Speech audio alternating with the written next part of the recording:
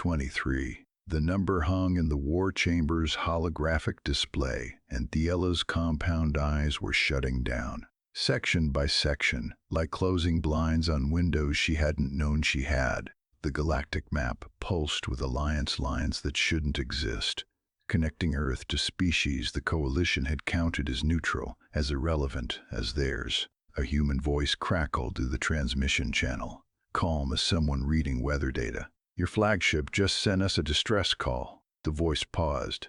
Thiella's wings pressed flat against her back. "We're the static.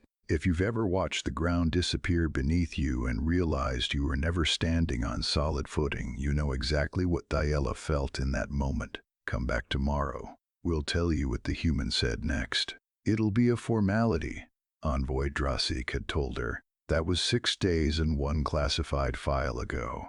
Thiella had been sitting in a transit pod when the Coalition's intelligence brief arrived, her wings half folded to fit the narrow seat. Civilian advisory contractors didn't get the comfortable transports.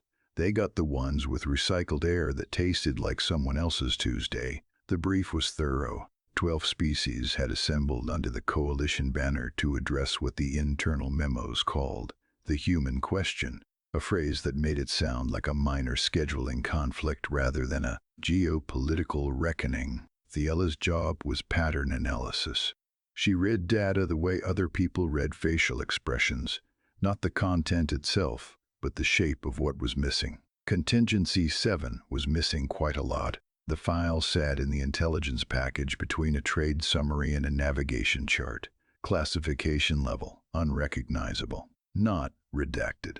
Not elevated beyond her clearance. Simply a system she had never encountered in 14 years of Coalition work. She opened it. One word inside. Approved. No context. No date. No signature. No approving authority listed. She flagged it as a data anomaly, tagged it for follow-up, and moved on. The summit had bigger concerns. In the war chamber, 12 delegations arranged themselves along curved tiers that rose toward a ceiling designed to make every species feel equally small. The air hovered at a compromised temperature uncomfortable for everyone. Translation devices layered murmur over murmur until the room hummed like a machine thinking out loud. Thiella found her assigned position among the civilian advisory row, compound eyes scanning nearly 300 degrees of the hall. Nearly. The darkened section on her left, chemical scarring from an industrial accident 7 years prior, meant she carried a permanent blind spot. She had learned to compensate. Turn the head, adjust the angle. She never thought to ask what she might be missing in the direction she couldn't look. The Coalition's assessment opened with confidence. Known human allies. 3. Minor species, peripheral territories, negligible combined fleet strength. The senior Ferrith delegate, tall and angular, blade arms folded in the formal diplomatic configuration, presented the numbers with the precision of someone who had already written the conclusion before examining the evidence. Manageable. The words surfaced in 4 separate delegation reports. Then the shipwake data arrived. Fact 16 in the intelligence supplement, buried beneath fleet movement projections. Charged particles displaced by a moving vessel leave a detectable trail in the interstellar medium. You can track where a ship has been, the way you track footprints in wet soil. Coalition deep-range sensors had been monitoring human fleet movements along the border for years. Someone had finally thought to check everywhere else. Human ships had visited 31 species home systems. Diplomatic wakes, quiet arrivals, quiet departures, no announcements, no press delegations, no flags planted, just conversations. In systems the Coalition had classified as unaligned, as uncontacted, as beneath strategic notice. Thiella's data stylus stopped moving. The shape of what was missing had just become visible. If you're still here and you can feel what's building, stay close. There's more to this story than alliances and numbers. 3 days of diplomatic wakes. That's how long it had taken the analysis team to map them all. By the time they finished, the number of confirmed human allies had climbed from 3 to 7. 7 became 15 on the second day. The intelligence team had stopped presenting findings with confidence. They delivered them the way medics deliver bad news, Quickly, with careful distance, each new cluster of ship wakes corresponded to a diplomatic visit no one had reported. Species the Coalition considered peripheral, species they had written off. Species whose ambassadors sat in this very chamber, silent, watching the holographic map redraw itself in lines of soft white light connecting system after system to a single blue point. Earth. Thiella's compound eyes began to fail. Not all at once. The section nearest her blind spot dimmed first, and she thought it was the old chemical damage spreading. Then the next section, then two more on the opposite side. The war chamber stretched in front of her, compressed, stretched again. Delegations she could have countered individually seconds ago became smears of color at distances she couldn't fix. The galactic map expanded until it filled her entire visual field, then collapsed to the size of a fist. Her depth perception wasn't adjusting, it was surrendering.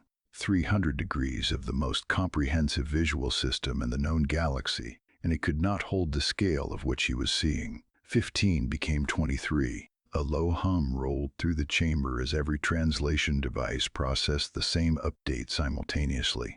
The Ferrith delegate stood, his blade arms folded in the formal diplomatic configuration they had held for the entire summit, began to unfold. Slowly, joint by joint, the serrated edges caught light from the holographic display as they extended to full span.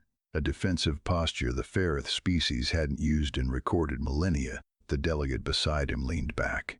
I thought those were ceremonial. The Ferrith's compound mandibles clicked twice before he answered. So did I. Nobody laughed. The Coalition's flagship had transmitted a coded threat signal toward Earth's nearest relay station 40 minutes into the summit. Standard intimidation protocol. Thiella had seen the authorization. She'd processed it herself. The signal was designed to communicate overwhelming force, to remind humanity that 12 species stood unified against them. The human response arrived, not as a counter-threat, but as an emergency rescue deployment. They had intercepted the signal, stripped its formatting, repackaged it as a distress call, and dispatched 3 carrier groups to assist. And now in the war chamber, under the silence of 12 delegations who had just watched their threat become someone else's humanitarian mission, the transmission channel opened. The voice was the same one from before. Calm, almost bored. Your flagship just sent us a distress call. A pause that lasted exactly long enough for the translators to catch up. We're the distress. Thiella's wings folded flat.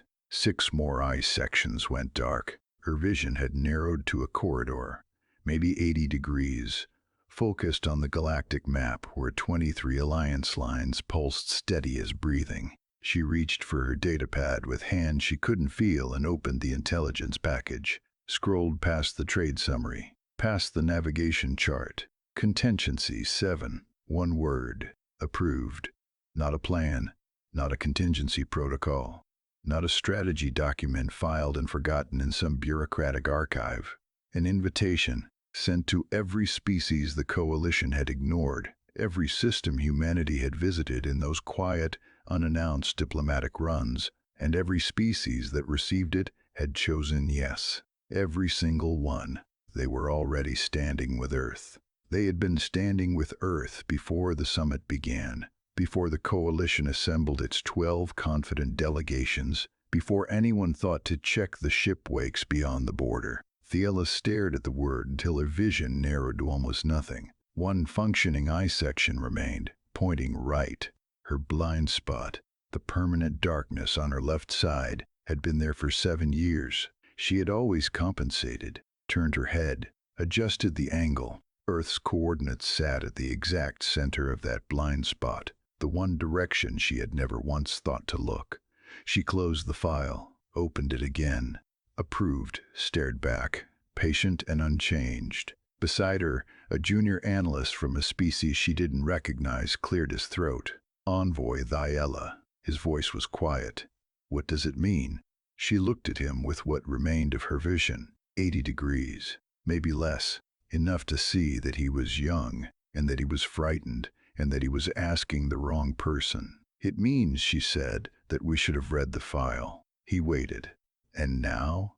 The galactic map pulsed. 23 lines, steady as breathing. The Ella's blind spot faced Earth, and for the first time she did not turn her head to compensate. "Now," she said, "I think we ask them what they need from us." The question hung in the compromised air of the war chamber, unanswered, while the map kept breathing. That story started with a file and ended with a question nobody expected to ask. If you want to find out what happens when humanity answers, the next story is already waiting. All you have to do is subscribe and stay close.